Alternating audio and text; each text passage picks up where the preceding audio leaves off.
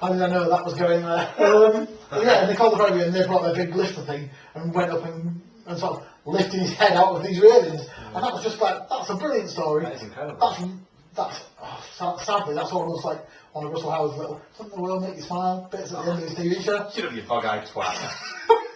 But it just made me go, that's awesome. That's just that kid will never have to buy a meal or a drink in his life.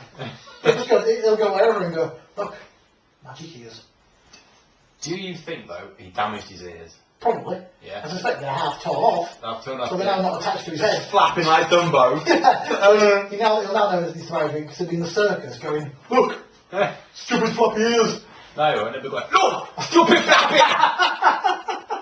Oh, dear. But yeah, that was sort of what I saw in the news this week because really I couldn't see anything through being so angry at the world of politics and the people who follow it. They really got you, haven't they? They really did, yes. Well, I've got one that sort of follows on, because last week we were talking about politics and policies of Oh, parties. possibly, yeah. So I've got this one here. It's a bit of a news story I came across, because a lot of the parties, the silly parties, like I was talking about, Monster Egg and Looney. None of the above. I don't know if, that one. I don't know if you saw there was one, Gordon Brown, when they went to him to see whether or not he'd won Kirkcaldy. And he had. He was running for Labour.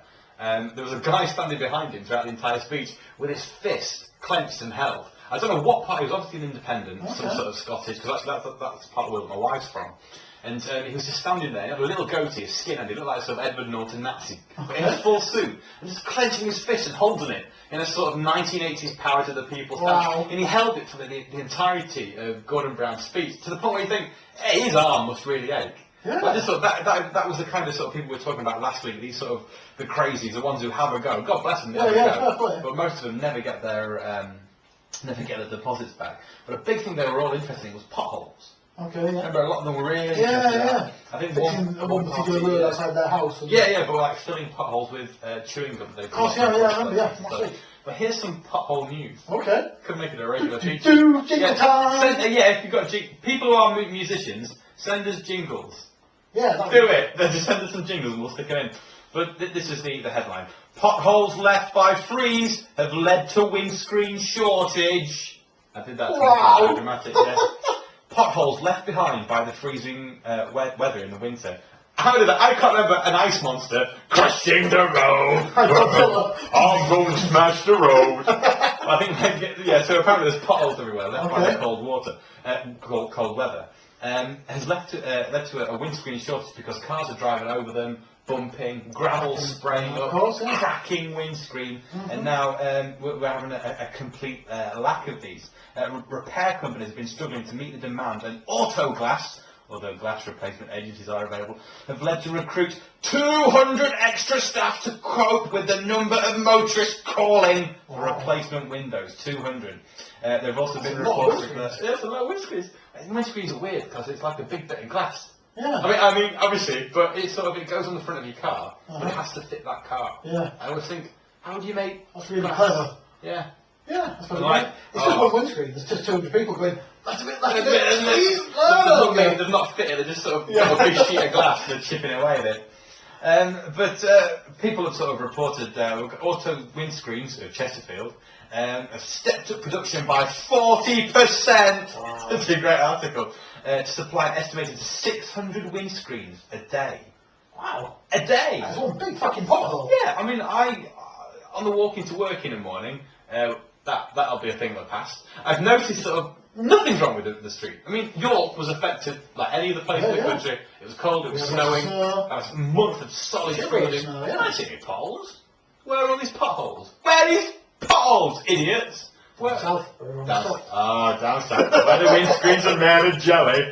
Bloody sunnies coming round here with a bloody breaking out windscreens. Tell you what, there won't be a pothole in Yorkshire, we'd fill it with bloody miners. I always imagine, when you think about Yorkshire as a whole, and this part of the country, conservative country, it always has been, apart from the tiny little gem of York Central, if you look on the political map of the country, everything's blue around here, apart from like Leeds and a few places in West Yorkshire and Doncaster.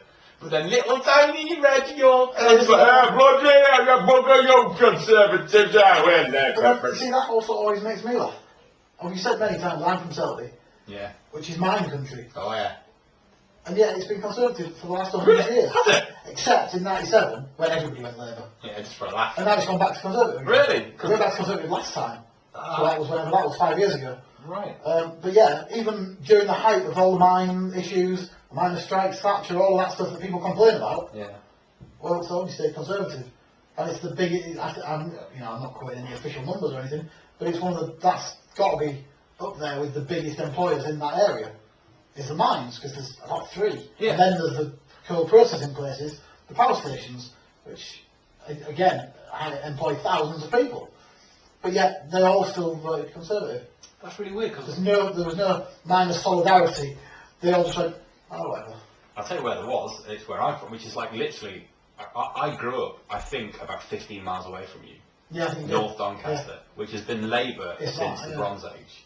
Because of the... I mean, I grew up next door to an ex-mining village that sort of had that. And that's always been Labour. It's always been I think we must have not been affected.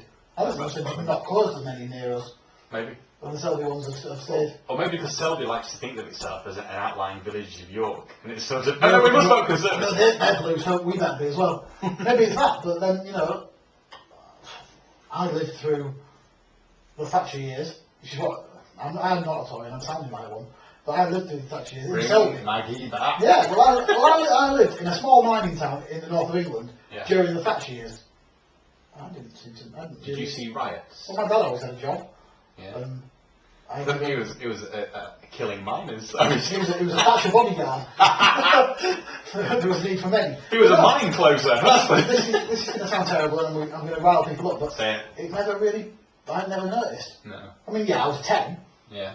And so why would I? But even now, thinking back, I don't remember lots of people's dads being out of work and things like that, which in a small town like that, when one of the big employers closes. So I don't know whether we were just sort of, they left us because we were good and cheap and northern, and they closed the others. There's like there were mines all over the country that got closed down, and I think I'm fairly certain there's still 2 in Selby that are still running. Right. And it never really affected us. And no, well, I don't know. From where I grew up, within a 2 mile radius where I grew up, there's 2 coal mines. Is there? And another 3 miles away there's a power station, which is Thorpe Marsh, which we had a school trip to on that day it closed. Wow. Great. They never blew it up. I bet that was cheery. It was great, yeah. Yeah, we've all got signed. It's alright, kids. Who wants to jump down the This is where they used to do stuff. Yeah, it used to be good here, now not so much. But there were riots in the village where I went to school. Wow. In the 80s, like big clashes with the police. Yeah, there might have been. But this is one of the things like we You were too busy like getting your sister off the toilet. Yeah, I was too busy digging a sandpit with the people next door. But like we were talking about, you talked before about doing this has made us think about stuff from our childhood. Yeah, looking back. Memories we wouldn't have had. I still have no recollection of anything like that. I don't remember there being loads of people whose dads didn't have jobs because of it. And I don't know, maybe I just live in like the same little world that I'm living in now, where I forget to vote because that doesn't really matter to me. Yeah. And maybe I just lived in that. Maybe I've been in that world since I was 2, and I'm just like, I'm fine, so the world will be okay. Maybe that's just what it's like. I don't know. I have a memory of being unique because my dad had a job. Oh really? That I must have been really young. It must have been mid to late 80s. Yeah. But my dad's never been in a mine, even though he was from that same area. Well, not mine either. And all his family. My grandfather came to Yorkshire for the mines, but not to work in it, to conduct their brass band. I always think that my dad's family came out of Wales to Yorkshire for the mines